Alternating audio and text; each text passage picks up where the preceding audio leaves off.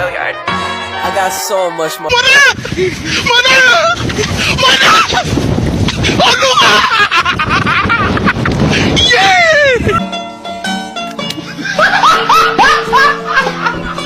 Are you ready, kids? Aye, aye, Captain! I can't hear you. Aye, aye, Captain! Oh! Fucking design on right now. Break it down, bring it back, make it clap. I got 3 old thoughts, new block, where that thing. Bitches on my line, and you know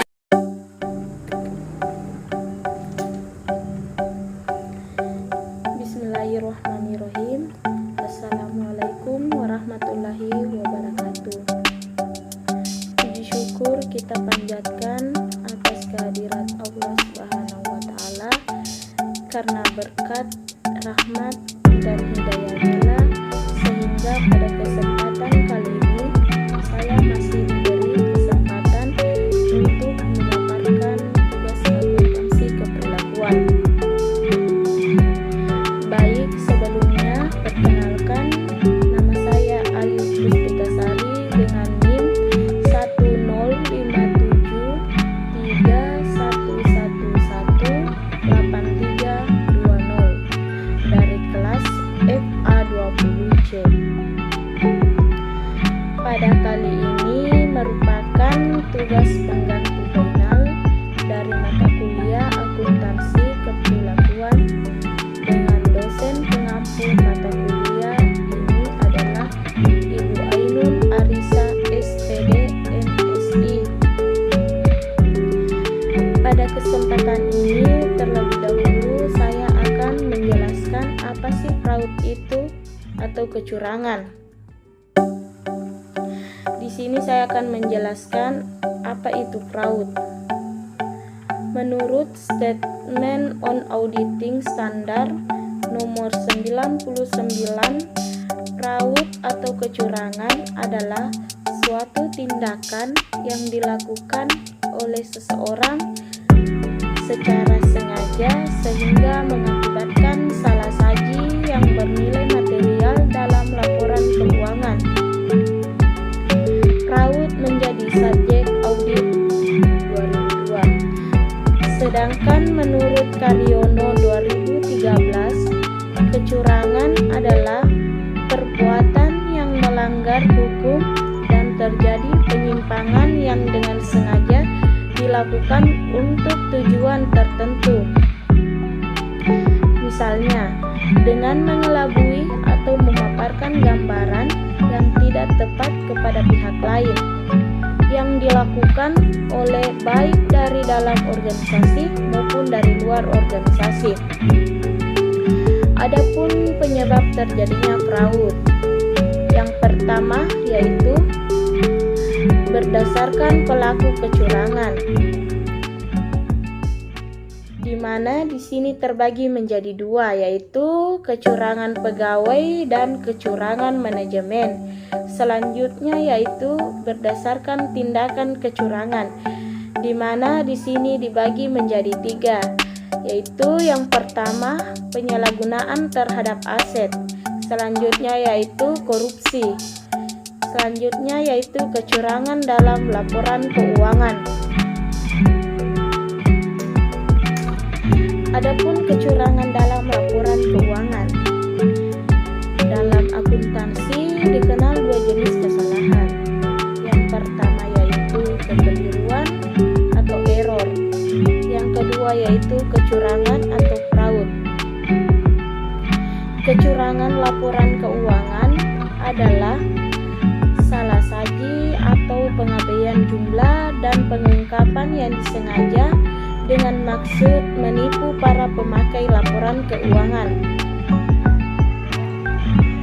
Kecurangan ini biasanya terjadi ketika sebuah perusahaan melaporkan lebih tinggi dari yang sebenarnya terhadap aset atau pendapatan, atau ketika perusahaan melaporkan lebih rendah dari yang sebenarnya terhadap kewajiban dan beban.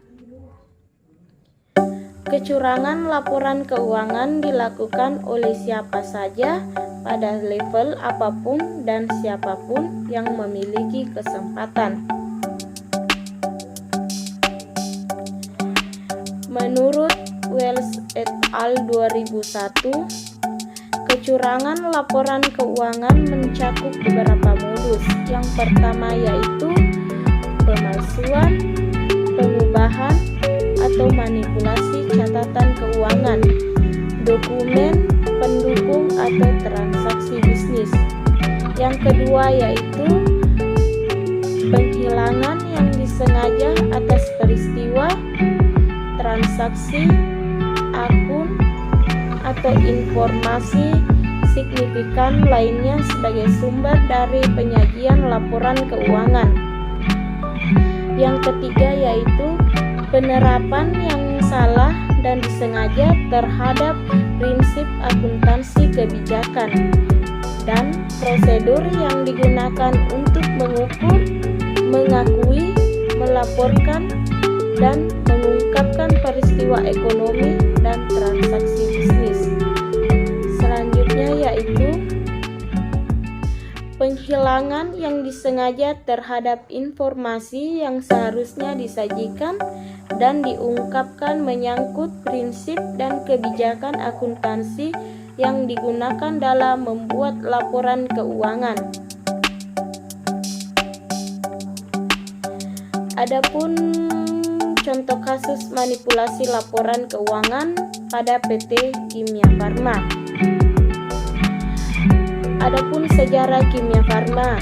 Kimia Farma adalah perusahaan industri farmasi pertama di Indonesia yang didirikan oleh pemerintah Hindia Belanda tahun 1817. Nama perusahaan ini pada awalnya adalah NV Semisilent Handel Redcam dan CO pada tahun 1958. Pemerintah Republik Indonesia melakukan peleburan sejumlah perusahaan farmasi menjadi PNF, Perusahaan Negara Farmasi Bhinneka Kimia Farma.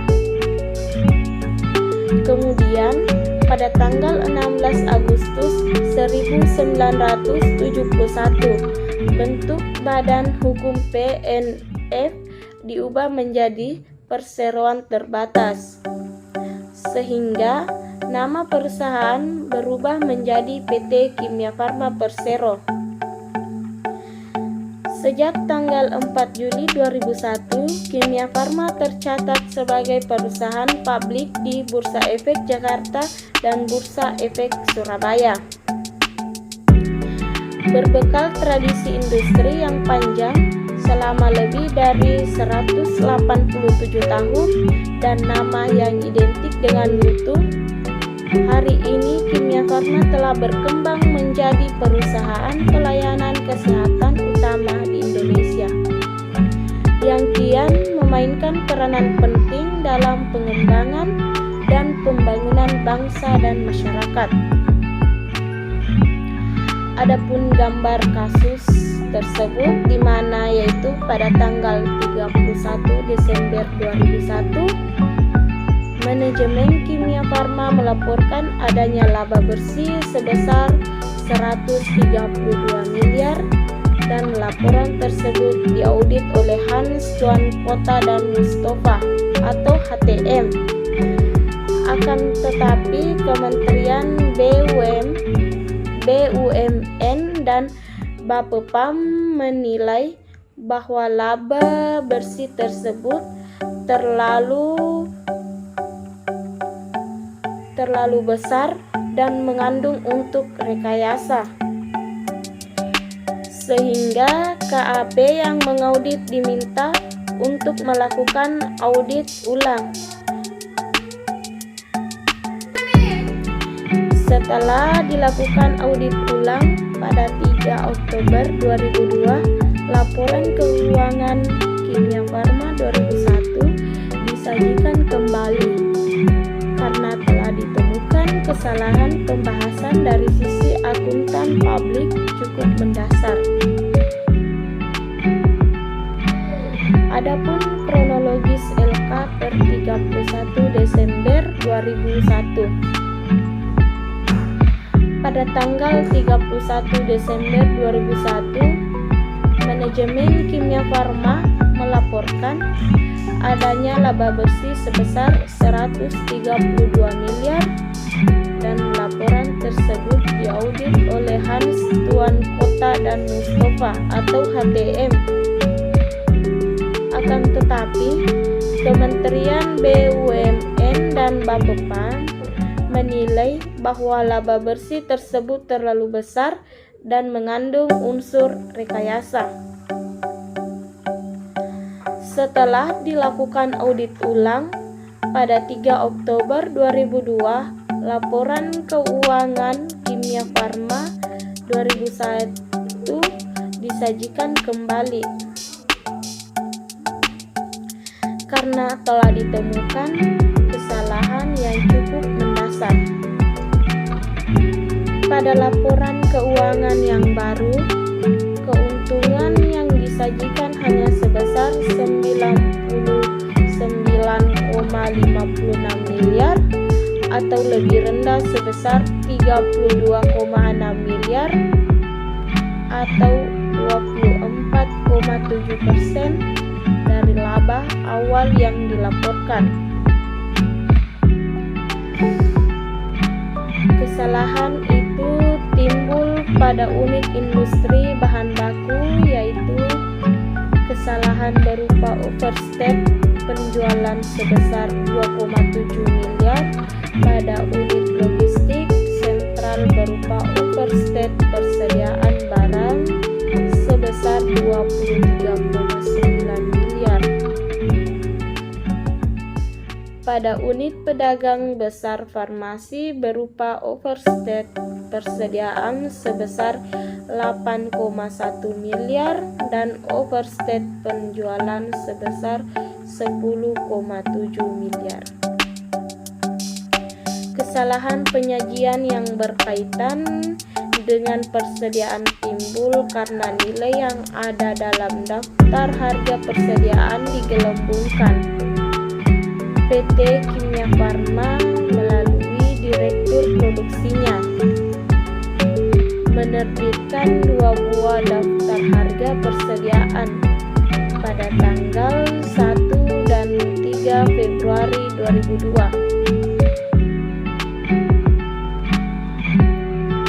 Daftar harga per 3 Februari ini telah digelembungkan nilainya dan disajikan dasar penilaian persediaan pada unit distribusi Kimia Farma per 31 Desember 2001.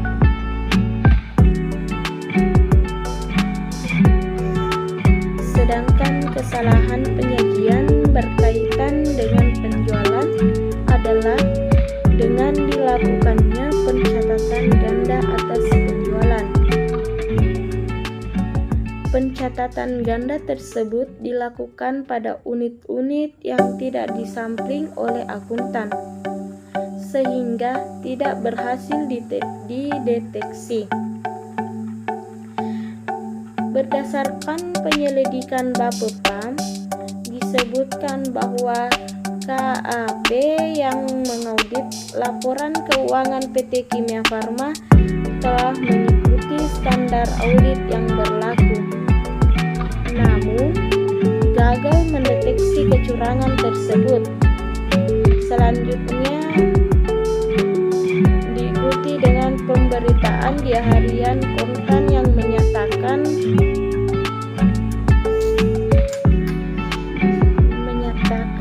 bahwa Kementerian BUMN memutuskan penghentian proses divestasi saham memiliki pemerintah di PT KAEF setelah melihat adanya indikasi penggelembungan keuntungan dalam laporan keuangan pada semester 1 tahun 2002.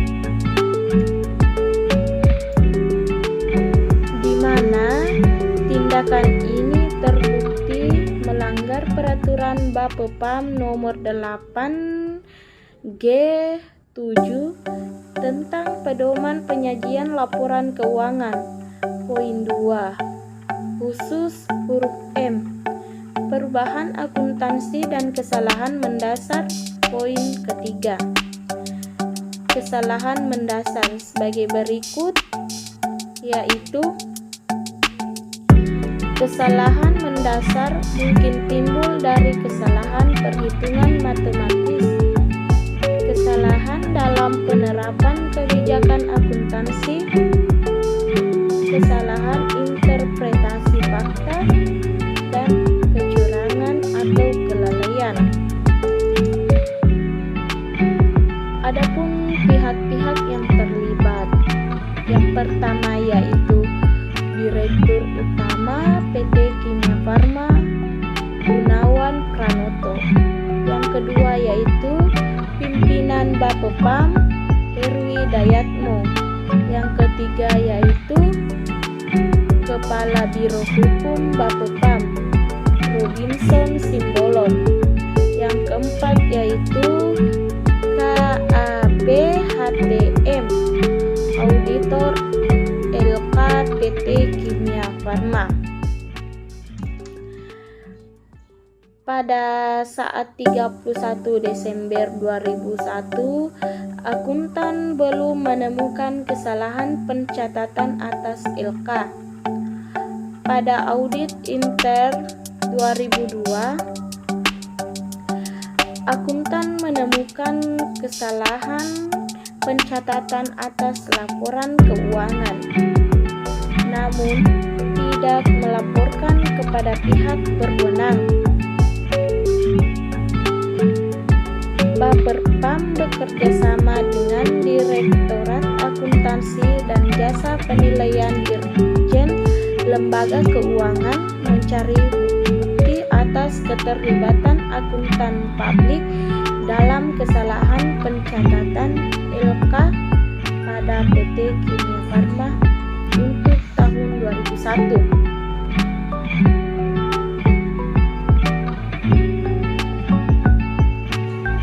KAPHTM terbukti tidak ikut terlibat secara langsung dalam skandal manipulasi yang dilakukan oleh manajemen.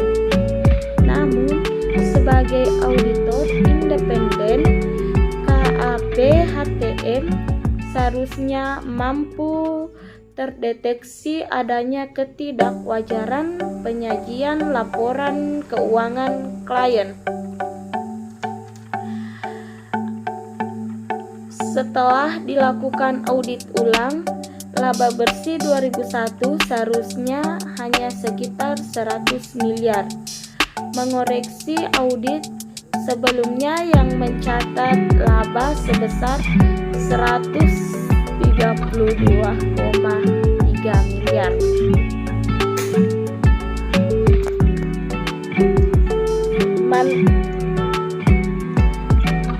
Mantan direksi PT Kimia Farma telah terbukti melakukan pelanggaran dalam kasus dugaan pengelembungan laba bersih laporan keuangan perusahaan milik negara untuk tahun buku 2001.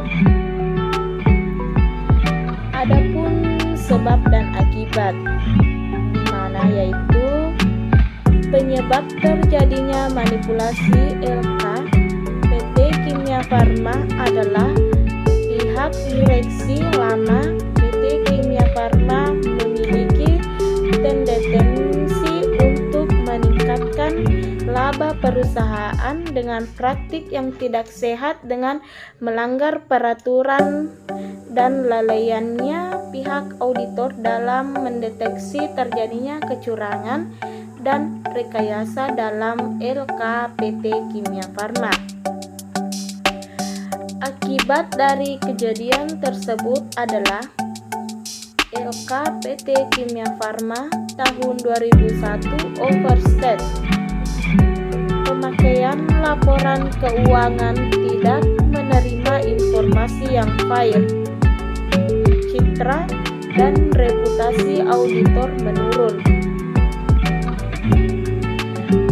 pemegang saham PT Kimia Farma secara aklamasi menyetujui tidak memakai lagi jasa HTM sebagai akuntan publik.